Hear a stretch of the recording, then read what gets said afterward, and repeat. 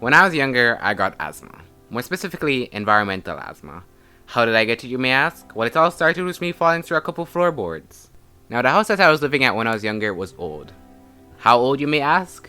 Well, when you look at the emancipation photos, you can probably find it in the background celebrating with everybody else. So as you can probably guess, the floors weren't really all that good anymore. I'm not sure when was the last time they were changed, but it was probably like when my grandma was 5 years old.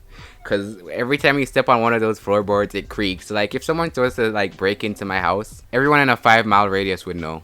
But anyway, as kids do, we were running around the house, and there's a specific section of the house where the floorboards were like really weak.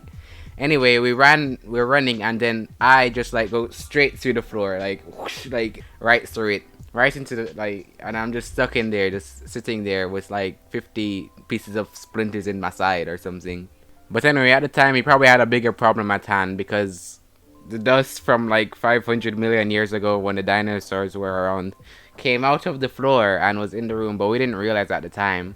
And well, who happened to sleep right next to that room? Me and my brother. And so the next night, I think my brother started like wheezing, and so I was like, "Hey, Dad, my brother he's wheezing. He's like, I think he's dying or something." And he was like, "Oh crap, this man's probably dying." And anyway, they take him to the hospital, and then I sleep in that same room all night. And then the next day, I wake up wheezing, and then they take me to the hospital. But anyway, we were both in the hospital at the same time, and then we leave at the same time.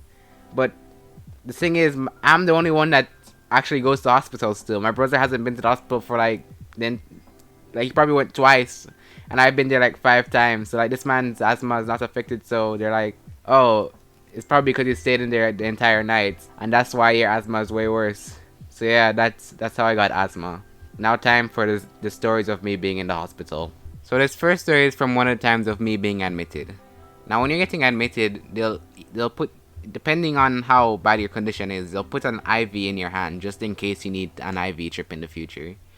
But anyway, my veins are kind of hard to see. So the doctor, every time she would stab me to put in the IV, she would always miss my vein because she couldn't see my vein. And I'd be like, this is like the 5th time you've stabbed me. This is starting to hurt now. My hand's going numb because they wrap something around your hand to stop the blood from flowing into your hand. And so my hand is going numb. This person can't find my vein, and it's just very torturous. So that wasn't fun. But anyway, they find the vein and they're like, "All right, boy, you go in the hospital and like die or something." That's a joke. I'm joking. They're actually pretty nice.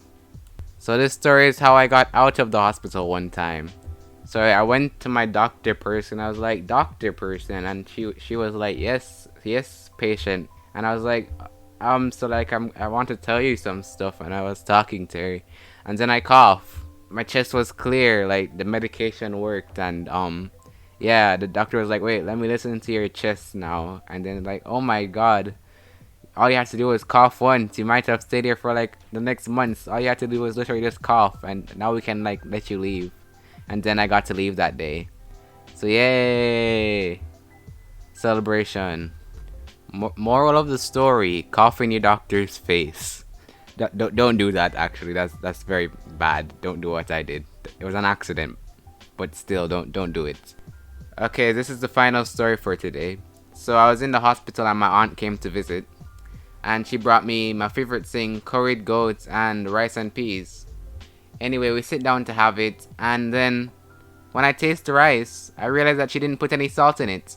I asked her if she forgot to put the salt in there, and then she was like, "No, I didn't put any in there on purpose because you're in the hospital." And then I just sat there and ate the food in my head thinking, "Thanks, auntie. You really helped me with my imaginary high blood pressure and diabetes, even though I'm in the hospital for asthma, which has nothing to do with those things." But anyway, that's the end of the video. If you did enjoy, please like and subscribe and comment about whatever stories you have from being in the hospital if you have been in the hospital. And if you want to check out my social medias, they're in the description. I post art and stuff. I can actually draw, even though these drawings look like ass. but I can actually draw for your information.